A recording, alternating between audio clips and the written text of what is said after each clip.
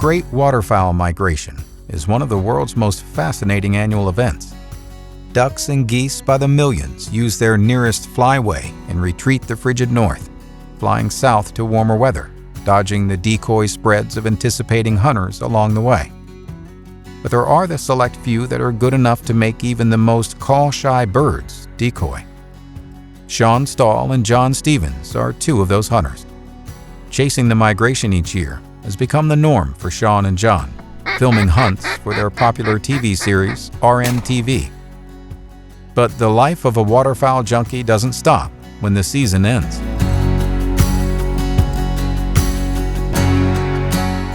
Also an expert at call making, we'll take an in-depth look at Jay Stevens' calls and see how John's throwback call company connects hunters to the legendary call makers of the past.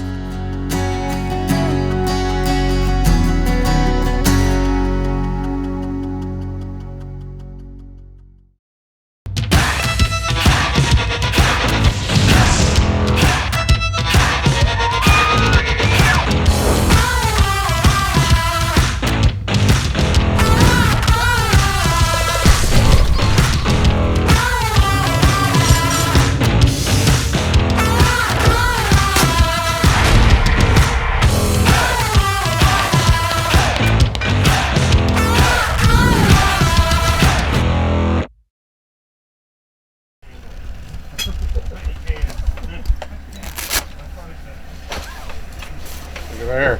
Finally got us a tool for the guys that shoot from the other side. Jay. Yes, sir. You know, every year there's lots of new products that come out, but some of them really pique your interest and some of them hit kind of close to the heart. And for me, I grew up, I was born left-handed, so I grew up left-handed in a right-handed world, and most of the things that you have access to are right-handed guns. When I started hunting at the age of 12, being left-handed, my dad bought me a double barrel side-by-side, and I would shoot that thing left-handed at rabbits, squirrels. And when I got to the age of 14, started deer hunting, started going up to a 12 gauge. We had plenty of 12 gauge shotguns in the house, and they were all right-handed guns. There really wasn't an option for a left-handed 12 gauge at the time in a semi-auto loader. And so you just kind of had to learn to shoot what you had available. So I had to self-teach myself how to shoot right-handed. I would, depending on what side, the blind the birds come in, if I was in a layout blind or a panel blind, if the birds come in and they were swinging to the right, I would pick up the gun and shoot left-handed. And conversely, if they did it the opposite, if they come in and they swung to the left, I'd pick up a shotgun and swing this way. When you are a true left-handed shooter and you're shooting a right-handed gun, you get a lot of the shells ejecting in front of you, and it takes away from your sight picture, and also the powder coming back into your face. So I'm excited to be able to use this new gun that's come out, and it's not a new gun, it's the Winchester Super X4, and it's based on the same platform that we've been shooting. All the components, everything in it is the same, it's just mirrored on the other side for us lefties to be able to shoot. Shooting left-handed for the first time in gosh only knows how many years. Lefty, lefty. Manitoba, Canada is the home of the Delta Marsh and the nesting area to millions of ducks and geese. Before they make their pilgrimage south, many hunters head north of the border to hunt unpressured ducks and geese in September. Shawn and his crew have their Winchester ammo close by and ready to burn powder. You know what this means? That means Oklahoma is going to be really good this year.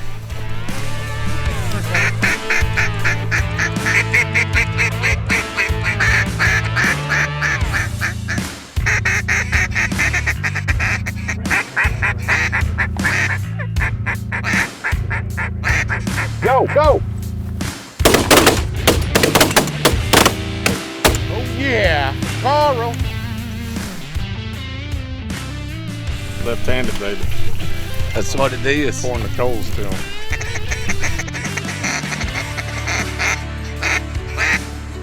Out front.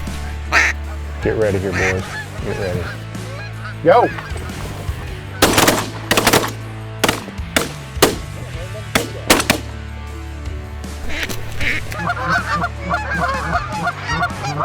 Right here, see the fog? Fog 3, get him, go!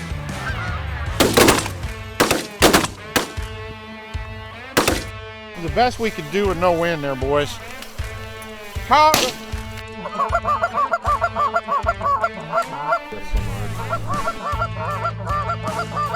Get ready. Get ready. Go.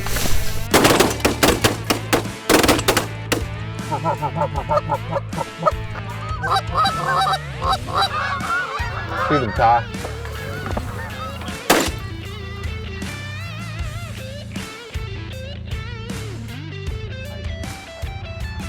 Go.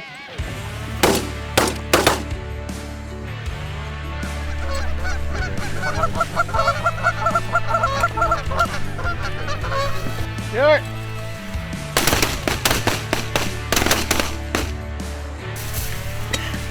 I love it. How much more of it you want, huh? Winchester's rolling today, boys. Once you go left, you never go back. That's exactly right. Winchester Life is brought to you by Winchester Ammunition, the American legend. Winchester Repeating Arms. Winchester Safes. Birchwood Casey. Walkers. Folds of Honor.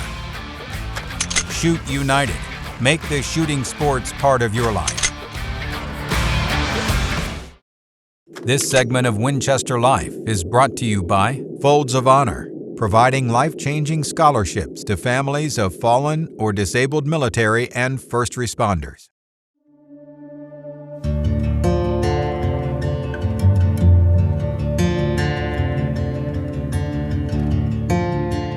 Well, it's been over 10 years since the original blindside was introduced, and I didn't think it can get any better. Just out of the nowhere, Winchester comes with Blindside 2. Yeah, you know, you go back 10 years ago, and our goal was really to create one of the best products for decoying birds, putting more pellets on target. And the way that we did that was through Heck Shot. So what separates Blindside 2 from the original Blindside, and how does that work within this shell? Well, we took Heck Shot and we improved upon it. We adjusted and redesigned and re-engineered that shot shape so we can still stack that shot in there, so you're still able to fit that extra shot in the shell, but it flies more like round. So it still hits like hex, flies like round. We've actually also changed the wad system in there. So we now have a 4-pedal wad, which is even more forgiving when it comes to choke response. Now, does this still implement the dry lock system just like the original Blindside? Yeah, so really that's kind of across all of our high-end Winchester products in waterfowl, we incorporate that dry lock system. And the reason for that is serious waterfowl hunters are going to inherently be in places where it's going to get wet. Your shot might get wet, which could rust if you don't plate it. That's part of the system. And then we've got the wads in there that keep the moisture out of your powder, and we also lacquer those primers to keep the moisture out of your primer. Well, a wet day in the waterfowl field is probably one of the best days. I was able to use it this fall, and I got to tell you, it's an incredible. I saw it in action, devastating, unbelievable. Winchester again goes above and beyond with Blindside 2. Hey, I'm Adam Putnam, and I'm proud to be CEO of Ducks Unlimited, the world's leader in wetlands and waterfowl conservation. For nearly 30 years, we've had a formal relationship with Winchester, and we're so proud of that corporate alignment with our brand. But the relationship between Winchester and duck hunting goes back to both of our foundings and beyond. Think of the number of ducks that have been harvested with an old Model 12 pump. Think about the shells that have contributed to countless family dinners and memorable Thanksgivings, duck club chatter. How many old Winchester advertising posters decorate the great old duck camps all across North America? That's really what I think about in terms of the alignment. You know, it's like the alignment between Coca-Cola and Santa Claus and Christmas. Winchester and duck camps. I mean, it is just embedded in the culture and the traditions of waterfowling. The memories that are made around those camps, the stories that are told around those fires, the eggs that are burned at 4 o'clock in the morning around those breakfast tables. That's the Winchester duck hunting ethos that we're so proud to celebrate today. So at Ducks Unlimited, all of our members, all of our staff, We're all about adventure. We're all about excitement. We're all about living in the outdoors. It's what brings us all together. It's what that common thread is. And Winchester has that same story, that same background, that same history that we do. And it's exciting life, it's a fun life, and let me tell you, it's rewarding. For 27 years, Winchester Ammunition has been a partner of Ducks Unlimited, and I can say that, it's evident that they are as passionate for conservation as any partner that we would hope to have. And it's pretty powerful when you got brands like Winchester that's also got an iconic history and rich heritage, and when they've stayed with you for such a long time, and it's clear that they're not going anywhere, and hopefully they'll be with us for many years to come. The Winchester life to me are memories being made with good friends, with family members from one generation to the next. The Winchester life means an appreciation for nature, a connection to land and water, a gratitude for the bounty that the land gives us and the opportunities that we have to harvest a small piece of that bounty while we're giving back to the larger conservation movement to guarantee that the next generation has the kind of outdoor opportunities that we're so blessed to enjoy. The Winchester life is a celebration of the freedoms to be able to enjoy the outdoors, to be able to take family members out there, to be able to share stories around a campfire because of the blessings of this country and the abundance of this country's natural resources. That's the Winchester life. This segment of Winchester Life is brought to you by Winchester Safes.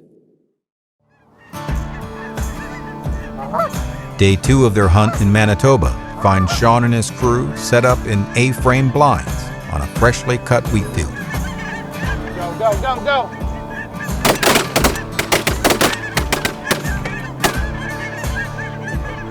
Oh, yeah.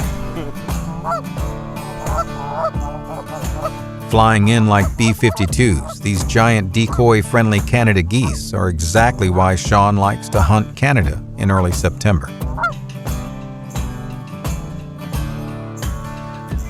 Do it, do it, do it.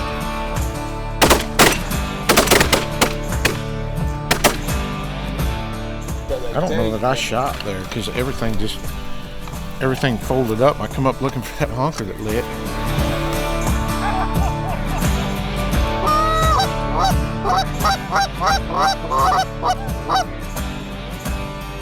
Pair of ducks out front. Pair of ducks. 2 pair. Ready to go on the ducks. Ooh, good shot. Hey, that's what happens when you get to know left-handed Winchester. You just got to point and shoot and you kill. Our group, we love being able to shoot a left-handed gun. We've been for years modifying right-handed guns, switching the safeties over, doing stuff like that. I think something like 30-some% of the population, the male population, is left-handed. And it just so happens that in our crew, there's actually 4 of us. There's more left-handed people than there are right-handed people. This is an exciting new product to come out that we have access to, and it's one of those tools that just make us just a little bit better.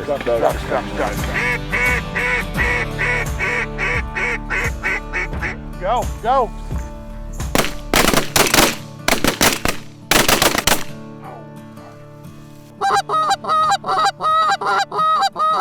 Straight out. Do it, boys, do it.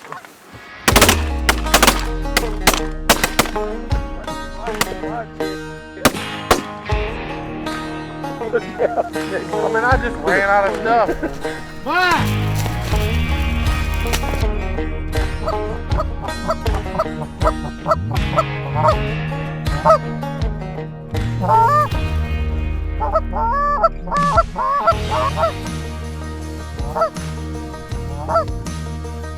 Get him.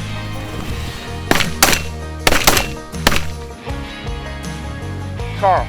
Yep, turn the spinner on, spinner on, spinner. Hey, watch Stahl, watch Stahl.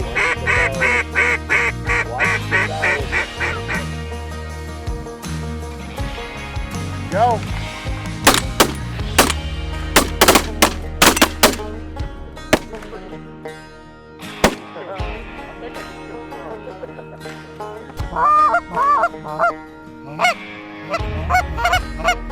See, you used to shoot a right-handed gun. I always got it over here. Do it. All of them, guys. That was a good shoot.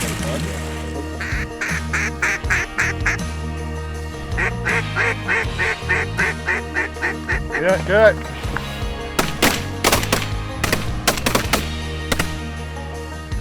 I ran out of stuff to shoot at.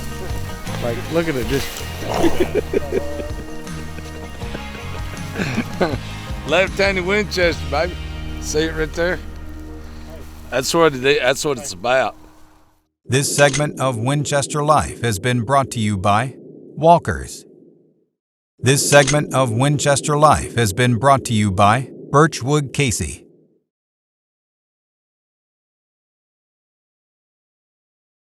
This segment of Winchester Life is brought to you by Winchester Repeating Arms. So in 2016, when I started J. Stevens Calls, I kind of played with the process of designing different models throughout the summer, but when it came to fall of 2016, I had to make myself some calls to use personally. And after that, I hunted those 2 calls that I made the whole year, and I picked just a normal model that I was making at that time. And I just, through the year, I started thinking it would be cool to not only just make my calls, hunt them through the whole year, but then put the season date on them and put them up in a display.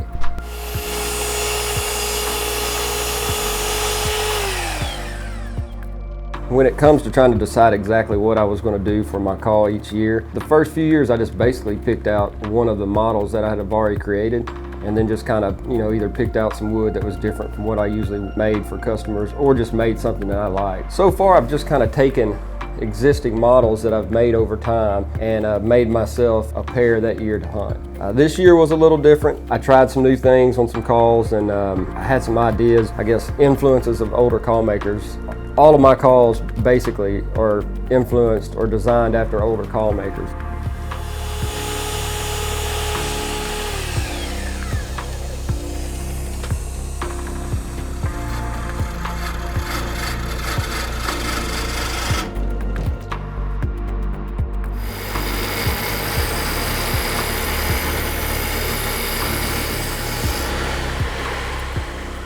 So I've got way more than what I need for a lip rest here, but you never know when it's going to mess up. So I turned it down, the inside diameter down, to make a tenon that this would fit inside this barrel, and I bored this part out here. So now I'm going to put it in this vise, let it sit and cure, and then we'll turn it, and then we'll be able to turn it down and have the cherry lip rest. So when I started J. Stevens Calls, I wanted to build calls that had kind of a vintage influence or a vintage look to them. Kind of a throwback to an older time, back around, I guess really before 1950 is where a lot of the designs come from. And they're not tribute calls. I kind of borrow different design elements from different call makers and then kind of put my own twist to it with a call design. And just about all of my calls, I always make the models at least in cherry and walnut, because at that time that was not only a kind of a standard wood, but a lot of call makers back then liked to use walnut for barrels, or a cherry for stopper, or cedar for stoppers. Still, to me, that's my favorite wood combination because it just has kind of a nostalgic vintage look to it. I think a lot of call makers, I've seen some that sketch calls out and do things, but some people just go straight to the lathe and start turning a piece of wood. But my background and training is landscape architecture, so I'm used to drawing things out or sketching things, and that really helps me when designing a call, because I can kind of flesh out ideas on paper. I have, up to this time, maybe 4 or 5 different models. Their names are usually somewhat after a call maker in some way, like my Fergie model is named after the Ira Ferguson call maker. I have one called Batley after Jack Batley. I have one called the Buick that was named after John Sandy Morrow, because he was from Flint, Michigan, and that's where Buick was made, so I thought that was a cool name. So in general, all of my calls have some type of older caller influence with just a little bit of my twist to the design.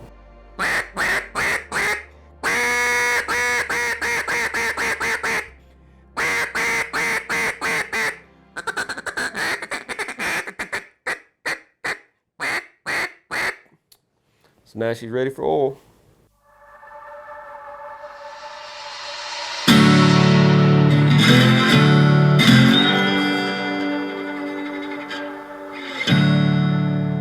When we built our new shop after our fire in 2016.